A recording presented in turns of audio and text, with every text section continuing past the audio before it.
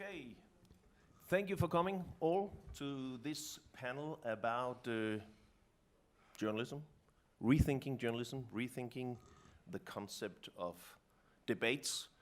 My name is Ulrik. I come from something called Constructive Institute. I'll talk a little about that. I can talk for hours about it, but I'll try not to. We have a bridge which we use when we start a presentation always, because to remind ourselves that we come from a profession that it's not because we want, but sometimes we dig the ditches deeper in the public conversation, not intentionally, but due to our culture. And what if journalism can actually also create more understanding in society? So that's what we're going to talk about today. And that's me. I'm a former background I'm a journalist by training. I've been running some newsrooms, and I started Constructive Institute in 2017 out of frustration with myself to see if we can do something different. The topic of today is healing the toxic circle of media and politics. Can we do it differently? And we think we can't. And as in any change, for instance, if you want to lose weight as a middle-aged fat man, you need to dare standing in front of the mirror in the bathroom behind closed door and take the consequence of what you see. Otherwise, you will continue eating and drinking too much, and you will never lose weight. So you have to be self-critical, and we come from a profession where we are very critical to everybody else but ourselves. So this is what we want to try to do, talk about that. I'm really not the interesting part. These people, because I'm just the talker, these people are doers.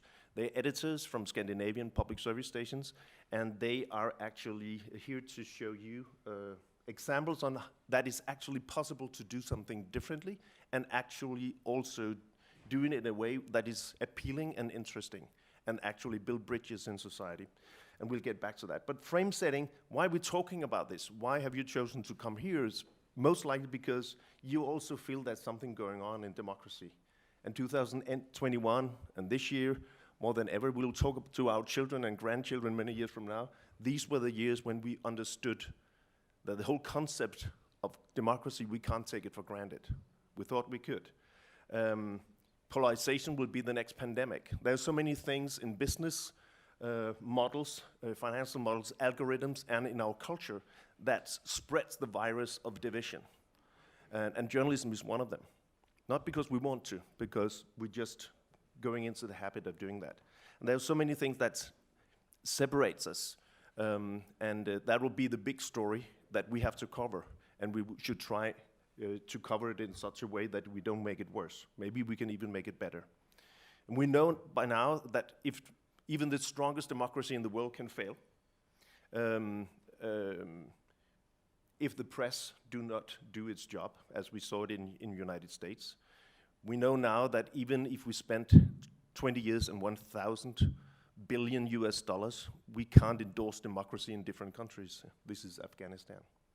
This is not a picture from Hungary, could be, but it's from the streets of Copenhagen, where people who have a different view of the world because their information comes from different sources, they don't trust any government, any authority, any journalist, and they have their own view about the world.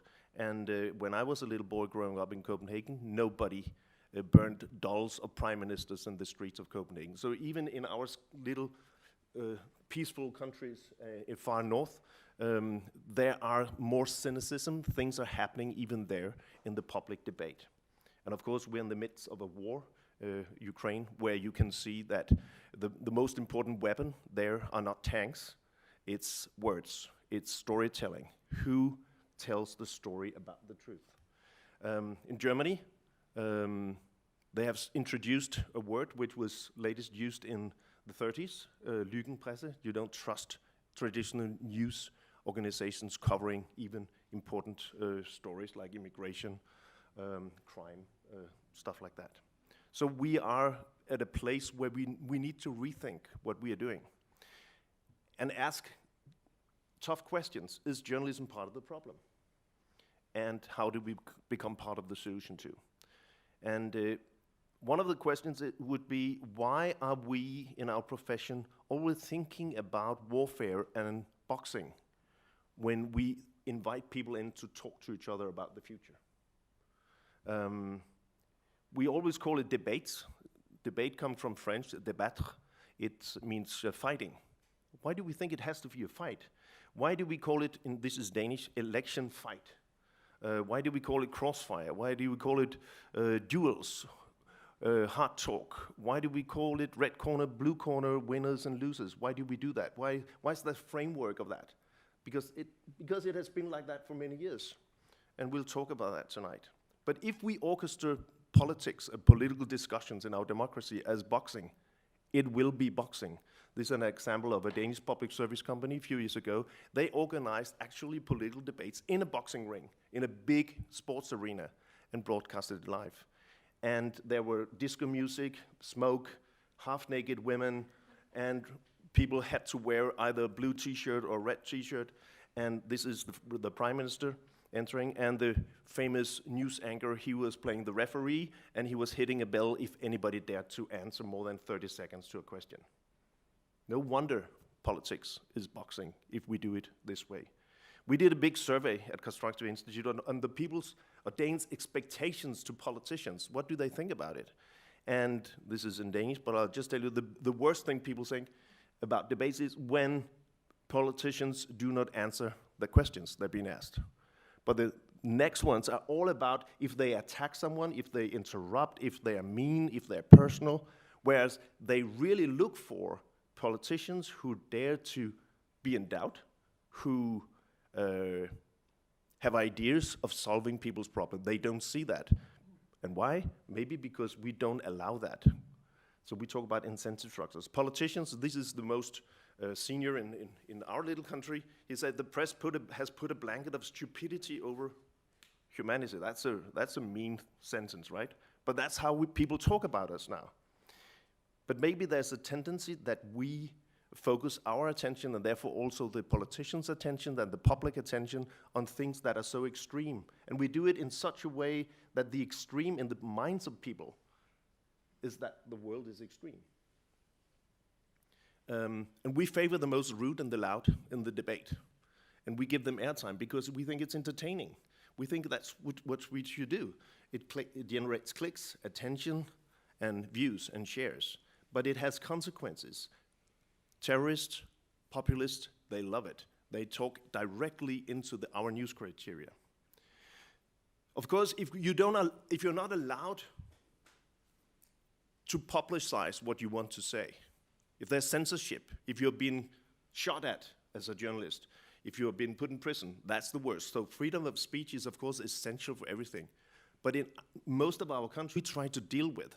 Other organizations are much better at looking at freedom of speech, getting journalists out of jail and all that. And thank God they're there. But what about the purpose? Why do you go to work every day? What's the responsibility you feel for your profession, what you do? What's the ethics you use? What's the structures, the incentive structures in your newsroom? What do you look at? What don't you look at? Which questions do you ask? All that is based on culture. And it's based on not only the formal news criteria you use, but also the informal. All that leads to the content, and the content provides and is the most important filter between reality and the public perception of it. So we try to change the global news culture and help democracy by helping journalism be more sustainable and meaningful to people. We're funded, just so you know, by philanthropists and organizations who think this is important. So we are not a consultancy company.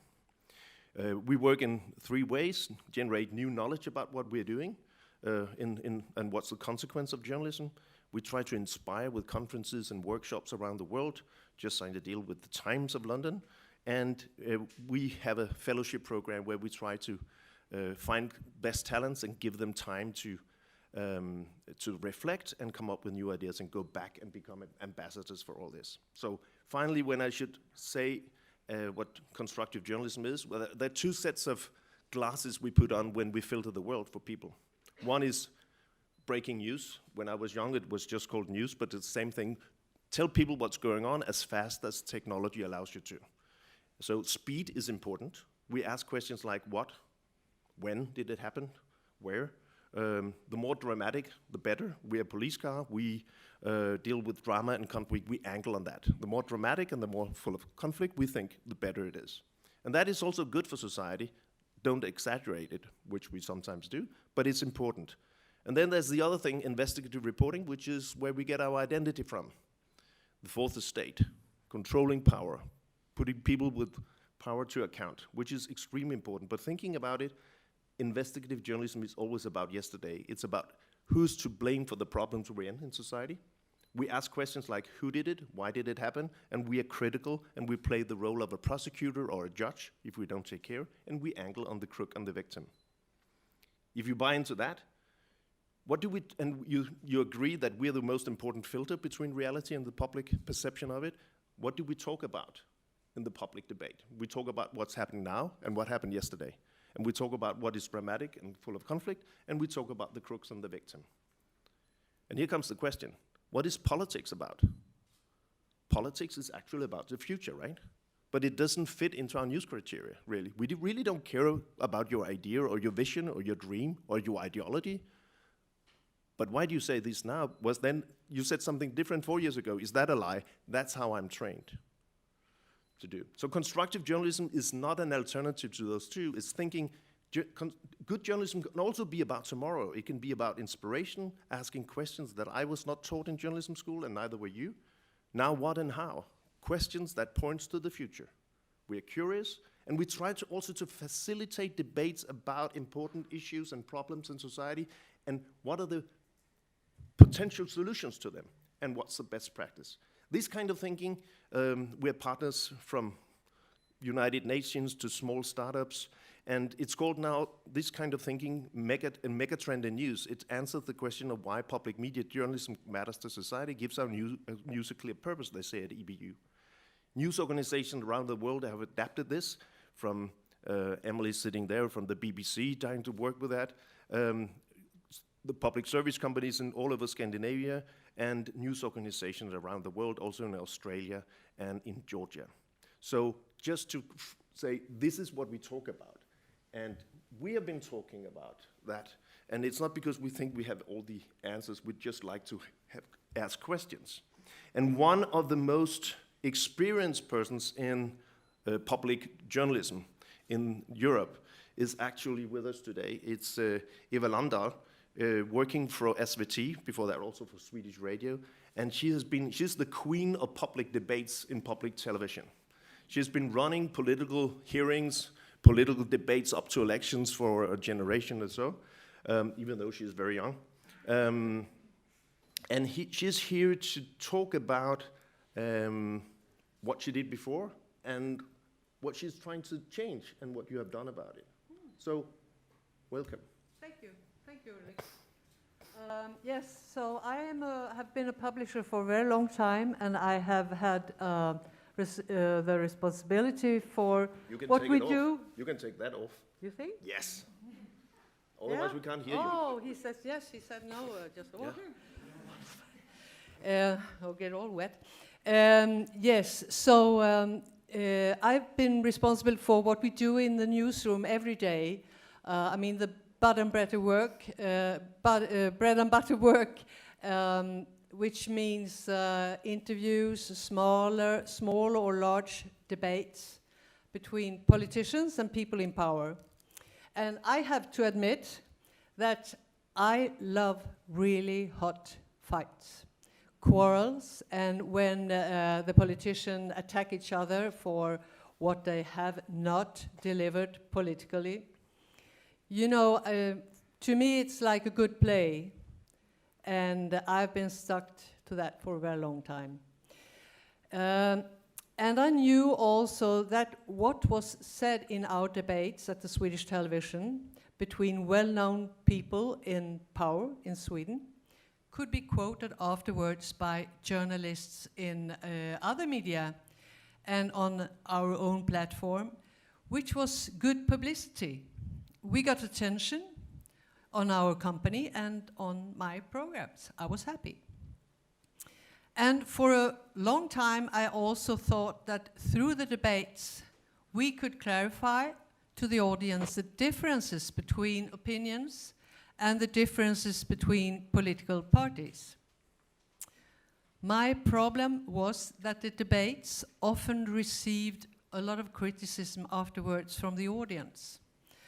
a good part of the viewers thought that there were too much fighting in the debates, and that the politicians did not really answer either to our or each other's questions. That was a problem. And very strongly, the audience also asked for more facts and less opinions and feelings. So I got a crazy idea, and I brought in a therapist into the newsroom to see if he could help us to make the debates more interesting to the audience. He began by asking us why we placed the debater on each side of a table. That was you talked about, Ulrik. To make them, it was like we wanted to make them ready for an attack. So he asked us to try to place politicians in conflict next to each other instead and see what happens. So we did, and suddenly we had a discussion with much more respect. And you know, it's quite difficult to quarrel with someone or not to listen to someone who is very, very close. You can try, it's difficult. So something happened. And we also found out that we got more interesting answers from the people we had, and if we were less aggressive and more exploratory in our attitudes towards those we interviewed or had in our debates. So then there was this question about more facts and less opinions in the debates. So we asked ourselves if we could bring in scientists, researchers in the programs, and force the politician to relate to what the scientists said. Could that be a good and a new way to scrutinize the answers from politicians? Today, we have a complementary format to our traditional large debates, where our 8 major parties are represented. We call the format the challenge, and the task is to explore political solutions, looking forward, instead of quarrels. We also give the politicians time to go deeper into the issue we are addressing. So each program focuses on one current problem in Sweden, described in a question in the beginning of the program. It could be how to reduce gang violence, which is a huge problem in Sweden at the moment, or how to improve the results in schools. They are really bad in Sweden.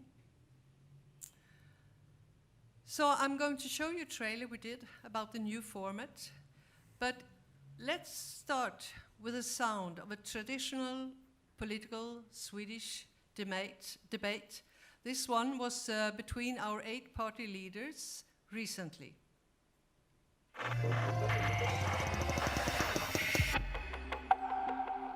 Blåbrun är ju ett etablerat begrepp för just konservativa partier som jobbar med högerpopulistiska partier. Vem är brun? Jag skulle säga att ditt parti är ett högerpopulistiskt parti. Kallar du mig för nazist?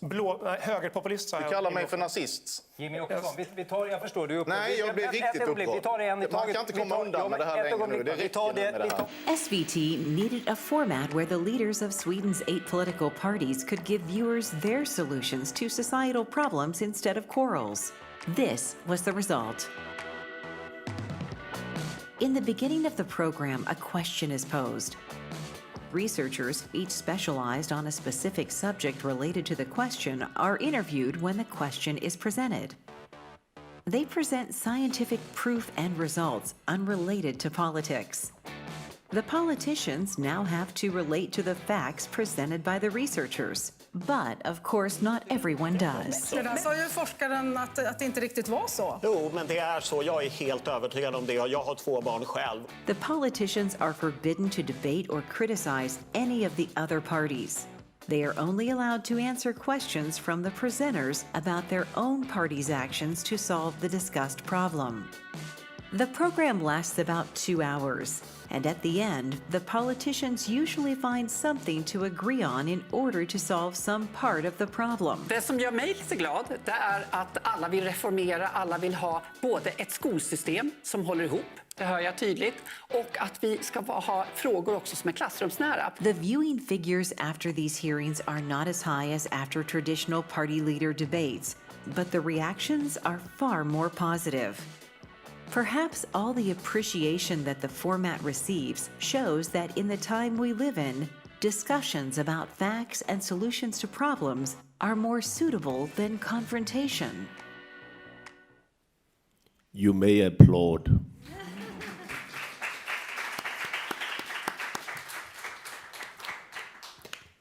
Thank you, Eva. Exciting, and you actually continue doing it as a format, and you do it more and more. You just had one also about educational system and private schools I was watching, and it was really, really interesting. Yeah, and we tried to have one on security politics, which was, a very discussed question in Sweden now, as we are not in the NATO. Can I just ask you one question? Because you're not allowed to ask any questions due to Corona, and you have face mask on.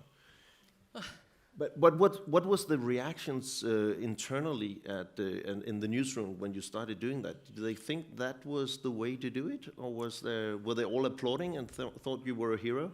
No, not in the beginning. We have been working a lot with our interviews and debates. No, not in the beginning, but I think there are quite many now that are persuaded that it is a good way to work. So yes.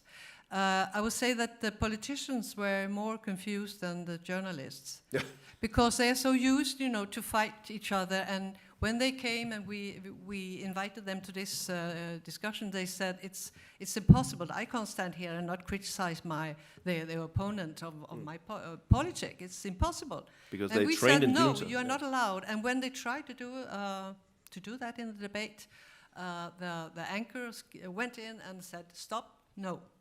We want to hear your solution." And they were a little bit confused. There was one party afterwards who said, this was really something good, because we are so stuck in journalists and politicians together in the way how we discuss politics today. So. Thank you very much. We'll hear from Gro Engen. Gro is heading a project which is extremely interesting at the Norwegian public service called NRK. And you're an experienced journalist and debate host and whatever. And you, with your good colleagues, you have been working on a new debate format which we would like to talk about. Hit it. Should I show you that? Yeah. Yes, we call that "Do You Agree?" No accusation and no suspicion. Well, as you see, this is our little informal studio. This is actually in our garage in NRK. Our CEO parks his car there. He had to move away. What it all started with was that two of my colleagues were working in the traditional debate shows, and for several years, and what they saw was that the debate wasn't really changing. What they came with and what they left with was the same thing, and that was going on and on. The politicians were very well prepared with a communication advisor that had the little one-liners and pre-rehearsed phrases that they went around with. But when the cameras and the lights were off, a different discussion happened. Their shoulders were let down, they spoke in a more everyday language. They even listened to each other and started to ask each other questions. And they decided that, okay, that's the debate that we want to make, when they act more like real persons.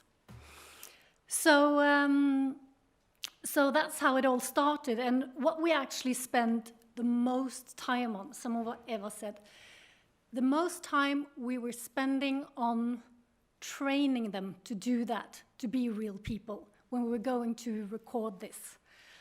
And why it's hard, intellectually they understood it, but it's like, okay, so am I going to sit and listen to him without attacking? People might misunderstand and think I'm not from the party that I really am. And so we spent a lot of time on that, like it's a good atmosphere, sit down, you don't have to prepare yourself, you know this by heart. Maybe you've been doing this work since you were a young politician at 15 years old. You know this, it's only to be listening, asking questions, not interrupting, and see how it goes, and see how it is to be listened to. And it's a fact that in Norway, a lot of the young audience are leaving the traditional TV debates because they don't like the interruption and the arguing. They don't get any more wiser after seeing the show. It's just a match and someone is going in to win it, and I didn't learn anything from it. So we're making this in addition to the traditional debate show. We have some rules in the debate, some dogmas. We actually took out the host, so we don't have a host, which leaves a lot of responsibility on the participants. Well, we do, it's not actually true because we do have a host, but she's sort of taken out. And if they don't follow the rules, she's coming in and say, hey, you're doing the political bullet points, you're doing the traditional accusations, don't do that, we're gonna edit it out. You remember, you're just gonna listen and you ask questions and so on. And we have statements that start each discussion. So here it's unfair that some of us are born rich. And then they start to discuss that. They're not prepared about the statements, but of course they know what they're going to speak about. Like this time it was economy and taxes. So I'm going to show you a clip here because, and we also didn't, it's not just local politicians. We have top politicians in the show as well. And these are, he's from the Conservative Party. He's in the leadership, that's the biggest party in Norway at the time. She's from the far left-wing party. She, of course, thinks this is unfair. He disagrees. And let's see how they discuss this without our training, how he explains why. 90% av det de såkalt rike i Norge eier, jo ikke penger på konto. Det bedriften deres, det arbeidsplasser og verdiskaping. Og det trenger vi i Norge hvis du skal ha en velferdsstat. Det på en måte andre sin arbeidsplass. Det vel kanskje der vi litt sånn uenige, for du tenker at det på en måte denne arvingen arver arbeidsplassene som faren har lagd, på en måte. Mens jeg tenker at denne arvingen arver jo da arbeidsplassene til foreldrene til masse andre og sine like gamle folk, og at det helt ulogisk at for eksempel min familie som har fisket i 14 generasjoner, av det så står det igjen et hus og et naust som vi veldig glad i, men som har ingen verdi. Mens barna til rederne som på en måte har eid rederiene som min familie har fisket i 14 generasjoner, de har veldig, veldig store verdier og muligheten til å velge seg et helt annet liv enn det jeg har. Fordi hvis du mener at det så urettferdig da, at noen arver også kanskje store formuer, så må du jo ha noen politiske verktøy som hindrer at det kan skje. Og da lurer jeg på hva det du skal gjøre med det? En ting som vi foreslår jo å innføre en skatt på arv. So it's one simple question from him without accusation, and she actually answers with using examples of her own life, which isn't that normal in Norway. And she actually did a very good thing. I think she was the one that prepared herself the best of all our participants because she didn't tell her party that she was coming to this new debate show. She didn't do any preparation at all. She only thought about what to wear. And she was the best prepared of all of them to do this kind of discussion. And so we came steps further.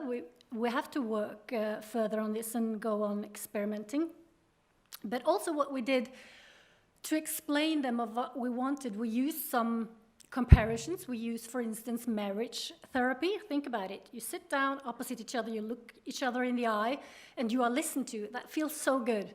And when you then want to listen to the other part and maybe ask questions, and you have this dialogue that is working so much better than attacking. And also we did the comparison of a dinner party. That you are invited to friends, you know some other friends are coming that you really like, but you know you totally disagree with them. But you don't come there and sit down and are a very impolite guest attacking them. You ask them questions and you get more information, you leave that party wiser than when you came. So, and when we use those comparisons, I think they more or less understood it.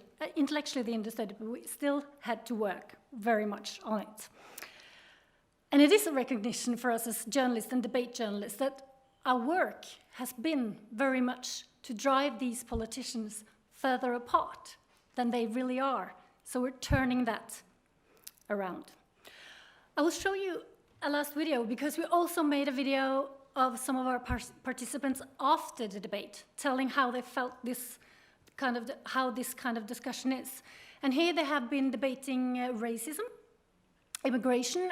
We had 4 participants. We had different episodes. In some of them, there were only 2 people. That was always 2 politicians. And in others, we had 4, 2 politicians, and 2 other people engaged in the theme.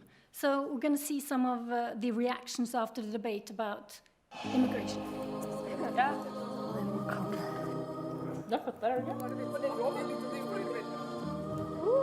Det er kult at man kan lytte til hverandre uten å liksom måtte argumentere imot, men forstå.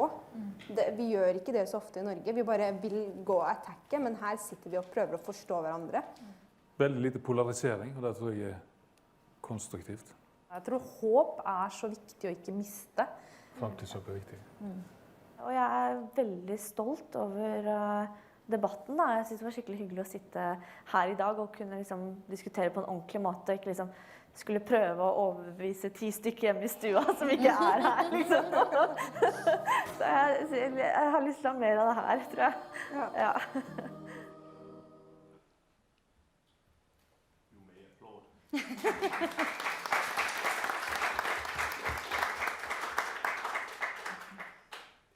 Just a question, because when you started thinking about this, it was because you did a survey and you realized Norwegians said, we don't want this. We don't want all this politician quarrel. And I remember you sent a delegation to us and said, what can we do about that? Because this is all we do. So what can we do differently? I remember some of you talked about when was the political conversation the best? And you talked about that people, before they went into the studio, they were sitting in the makeup room. And during that time, sometimes they were sitting with closed eyes and talked to the person next to them, and they were just having this very, very interesting conversation about real issues, but they were behaving well. That's true, right? And you took out the anger, and that was, so how can we replicate that situation where they're sitting there feeling comfortable and have a real conversation? And the news anchor, she's the most famous person in Norway. She's sitting right there, and she actually took part of that, saying, "I have to go out in order to improve." Right? Isn't that amazing? I have to go out. You are now doing the second season of that, and what are your challenges and what are you trying to improve? Well. We are experimenting further. We are doing things quite differently. Just to say something about this, because this was broadcasted during a local election. So we were in competition with all the other election programs, which made it difficult. And also, a program has to grow on people. So when something is new, maybe it needs a third or second season to be familiar and people sort of use it more. But it's also a recognition that it's a nice discussion. It's a nice way of speak. But it also is a bit boring. So what we're doing now is, because this time we were very concerned about that they were supposed to like each other, and it's a very nice atmosphere. It's not going to be a quarrel, behave nicely. But this time we are doing it a bit differently. We put back in the host. We chose subjects that are the most polarized subjects in Norway. For the time being, it is gender. We're talking about a third gender in Norway. It's narcotics.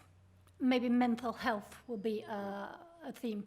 And we're putting in people that are totally opposite, that really dislike each other and are a bit scared to meet. And we're going to focus and try to make the moderator negotiate? Yeah, negotiate between them. So it's interesting. We just run a project where we were trying to learn from other professions that were very good to go into a room of conflict and see how did they do. You were talking about the marriage counselor. We also had a visit from a hostage negotiator. I mean, that's a conflict. How do you get them talking?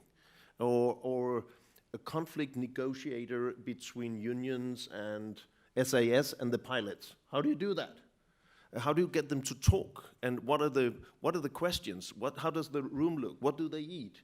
All that we could learn from, and it's really, really interesting. So we look forward to seeing the next season how you do that. But the thing about, okay, this idea that if you just talk and there's no fighting, it's boring. And as you said, I mean, we also like, as a human being, as journalists, we also, I mean, sometimes fighting is interesting and important. And if you're just sitting there, it could be boring. If there's somebody who's very, very good at looking at that, it's this woman. How do you take a debate and make it entertaining and still full of substance? And Dorthe Lowendahl Bomann, she's a journalist educated at the TV2. She's now a consultant, and she was hired in to help with a regional TV station called TV2 Funen to change the debates. And just to say, we've been working with this regional TV station for quite some time. They have agreed with their board that their strategy is constructive journalism. They want to be the most constructive journalism newsroom in the world.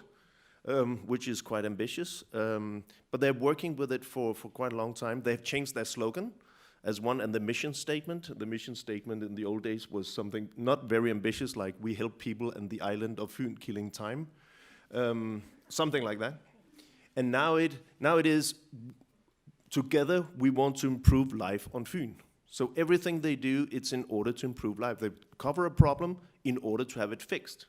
So that's the whole mindset of what they're doing. And they came to us and said, we want to do debates up to the local election, but we need to do them differently. We don't know how to. And the result was what you're talking about. And I look forward to that, because that's not boring. And I can have this one? Yeah. You have that one. Yeah, thank you very much.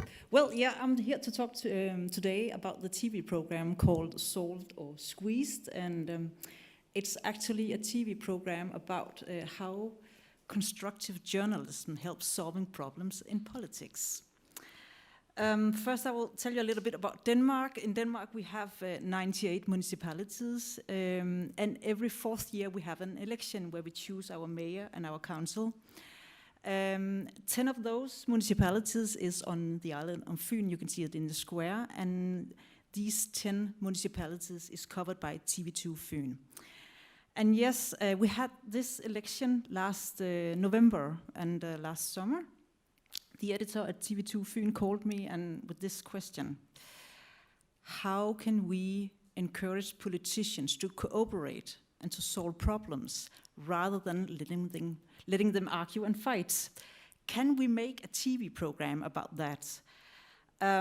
Because normally when we have these debates, it's about fights, and the viewers are left back confused.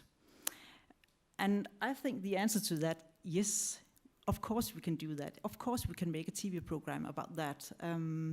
So together with a bunch of people, I was developing an election game. Because I wanted to do a TV program which is not boring, because politics, especially politics in the small municipalities, is maybe quite boring. So we wanted to do something seaworthy, and we wanted dramaturgy and not just talking heads. So we invented this game, which was quite an experiment. There was 4 politicians from different parties.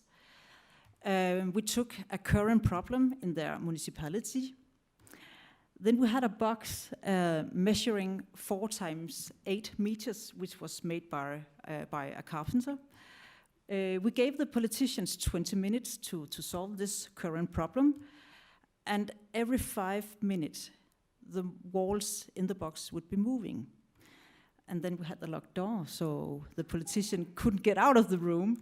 And outside the room we had the host, and then we had an expert in negotiation, and they could talk into the room. So if the politician started to fight, started to argue, then they could talk, no, that is not you shouldn't do that. You should find solutions. And they could also help them if they was just walking around the problem. And the rules, because it was a game, the rules were very clear. If all 4 of the politicians, if they could agree on a solution, they would win the game. And if they couldn't, then they would lose, and then they would have a penalty from the mayor in the council, in the municipality. And what was that, for instance? For instance, it could be if they should discuss a problem about the elderly care, it could be, okay, then you have to take 1 day to go to the nursing home and help the elderly people. Clean, stuff like that, yeah. Or clean the beaches. Exactly. But let me dive into one of the program we made. It was the municipality of Kerteminde. It's a small municipality with only, I think it's 40,000 people. They had a problem about the elderly care. They thought the quality of the elderly care was not good enough. The social and health assistants, they had too little time to give care to the elderly. And there was a massive lack of social and health assistance. And actually, there are some calculations in Denmark in total. In 2030, in Denmark, we will need 42,000 extra social and health assistance. And in Kerteminde, it's around 250. And that is a big amount because it's a small municipality. Let me just show you a small summary of the program. It's a 3-minute summary. The program in total is about 10 or 11 minutes, but I will show you next 3 minutes. Så har vi Kerteminde Kommune. Det er jo en lidt tricky problemstilling med mangel på plejepersonale blandt andet. Ja. Så. Hold da op. Jamen, så er vi... Så er vi lukket ind. God stemning. Ja. Vi skal gøre os selv attraktive. Jo, men der er det jo også, at vi blev nødt til at tale det der job op. Ja. Hey, nu er de i gang med at snakke løsninger efter, hvad? 2 minutter? Men man skal ikke bare sige, jamen, jeg skal være sosu-assistent. Jamen, så er jeg sosu-assistent. Nej, du kan jo faktisk blive rigtig meget andet, hvis man først har den uddannelse. Den åbner jo for mange døre, og det skal man jo tale op. 3, lige præcis. 2, 1. Der er 15 minutter tilbage. Nu synes vi, rummet det skrumper. Det er nok, fordi vi vil have os til at skrive på tavlen. Ja, det er det. Setup'et her, det er jo anderledes end den måde, man normalt forhandler på. Altså det her, det er jo forhandling på speed date-niveau, ikke? Altså nu har jeg en usædvanlig grim håndskrift, men det gør så også, at vi ikke kan hænge op på noget. Men lige nu er det jo så mestendels en samtale, men de skal også på et tidspunkt til lige at konkretisere. Hvis jeg nu skriver mindre teams, nu må jeg tillade mig også at skrive mindre, mere selvstyrende. Ja. Jamen, det bliver de også, jo. Michael, han er god til, at han rækker ud, og samtidig med, at han siger, at han er enig. Så borgeren skal have færre Jamen, det er det team, så de skal jo dække hinanden, så der kommer heller alt det der vikar indover. For det var jo også mig før. Jeg tror sikkert, der sker et eller andet her igen. Der er 10 minutter tilbage. Så venter jeg med at skrive. Ja, det var sådan lidt surrealistisk, og jeg tror, vi vidste jo godt, det ville ske. Men da det så alligevel sker, så bliver man sådan lidt uha. Ja, nu skal vi huske på, at de sidste 20 år har man kørt efter lister og afkrydsningsskemaer. Jeg tænker, hvis vi forholder os til... Kan I prøve at skrive ned, altså det der med, hvordan I vil for eksempel tale jobbet op? Hvordan vil I sikre høj faglighed? Faktisk så er der jo i dag mulighed for at tage en gymnasial uddannelse, samtidig med, at du så bliver uddannet som social- og sundhedsassistent. Ja. Så det at tale jobbet op, det kunne også være, og hvad hedder det... Nej, vi kommer hinanden lige nu. Giv noget mere til hvad hedder det, klæde vores studievejleder bedre på et resultat. Vi skal have studiejob på plejecentrene. Ja. Og tale job op. Så skriver jeg skolebesøg. Der er godt 2 minutter tilbage. I skal til at skynde jer. Så nu skal du til at skynde dig at skrive. Ja, men jeg ved ikke, hvad jeg skal skrive. Du skal skrive, at Man kan jo sige, at de har bogstaveligt talt sat deres fingeraftryk på aftalen. Spørgsmålet er, kan vi få deres underskrift? Ja. Du får det hele. De får gerne det hele. Ja. Og her, der var i hvert fald min. Ja. 9, nu har vi 8 sekunder. 7, 6, 5, 4, 3, 2, 1. Det der med partiet, vi skal bare finde en løsning. Altså, så tror jeg også nogle gange, jamen, så kører den altså lidt hurtigere, men giver og tager lidt mere. Det gjorde jo et eller andet ved vores måde at blive konkrete på. Og det var da en sjov øjenåbner.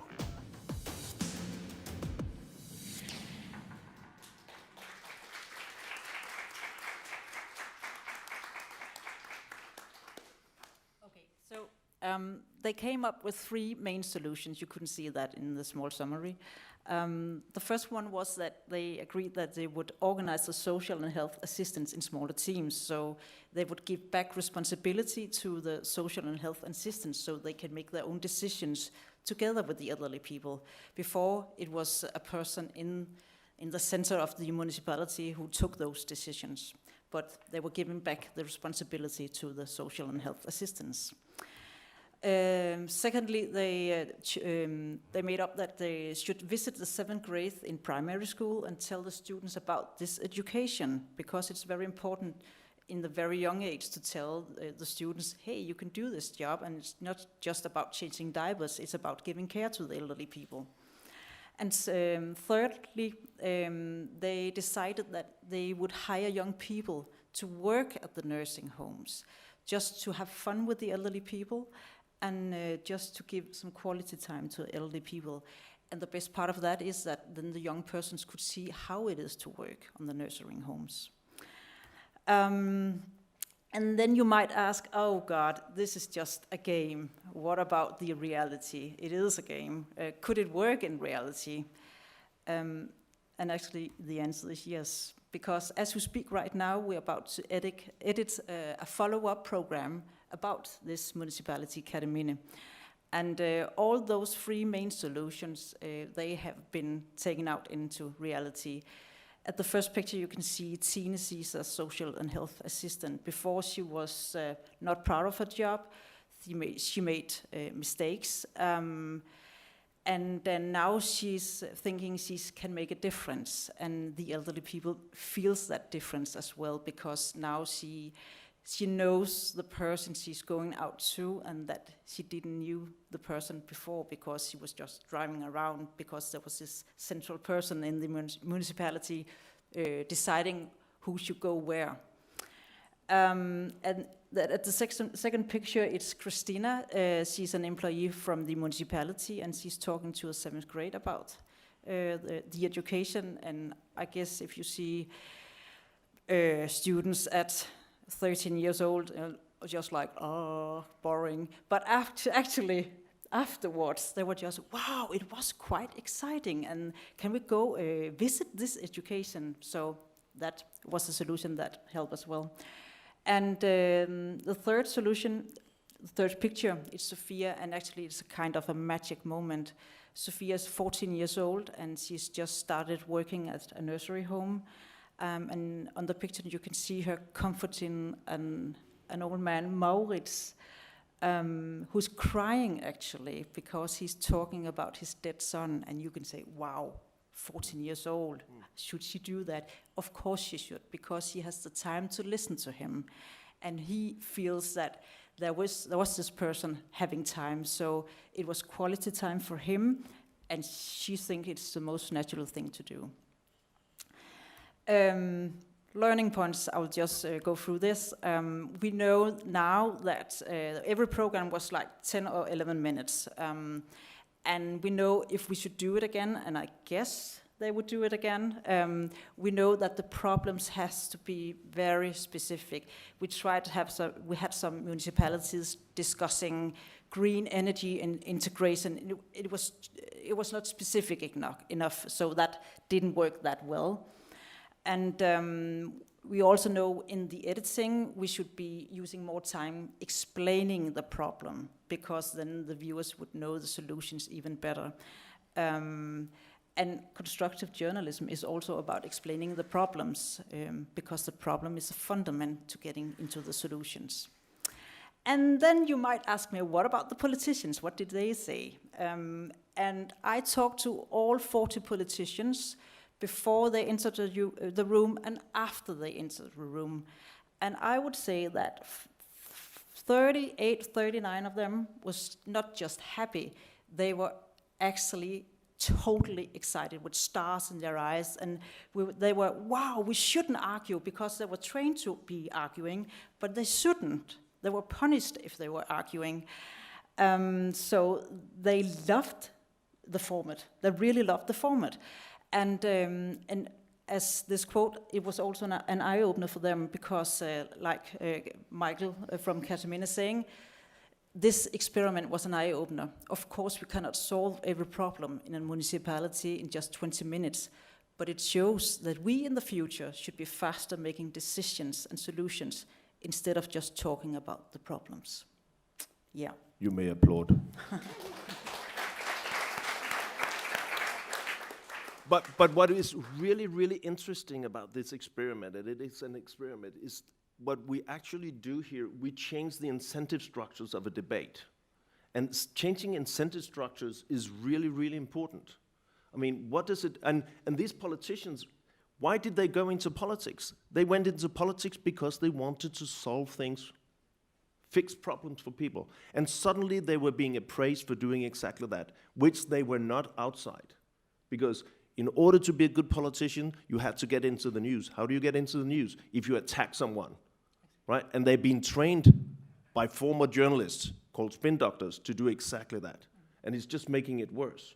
So changing the incentive structures and talking about that, and you're doing the same thing in your program. You change what people are being appraised for doing.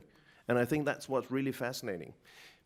So there's a guy down there, he's Italian, so he's very strict. He's constantly showing me an amount of fingers, showing how long time we have left. We don't have many fingers left.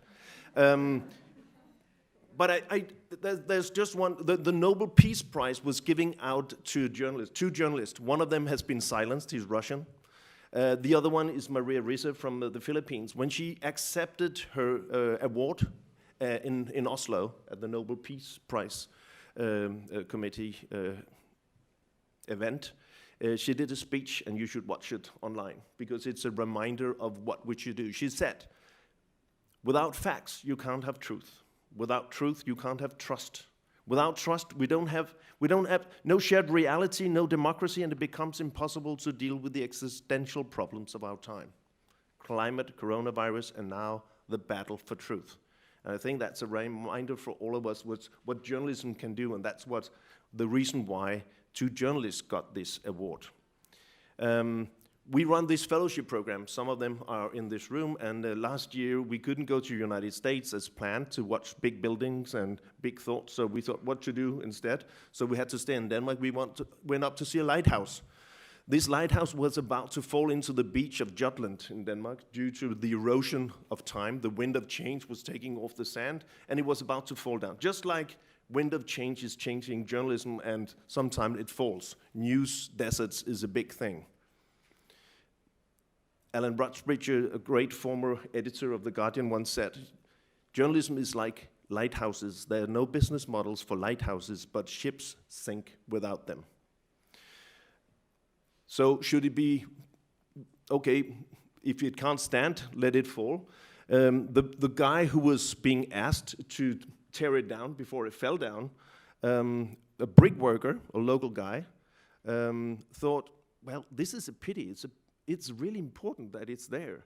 So he started dreaming, can we do something about that? What about moving it into safety? And he did so. He moved this 750 tons of lighthouse further into land, so it was placed in security. What we're all here for is basically doing the same thing with journalism. Journalism is important for society. It's about falling down because of our incentive structures, because of our culture. But it can be saved. It can be done. It is possible to move big things, even culture around public debates. And that's what this session has been all about. Yes, we can fix it. Thank you for coming.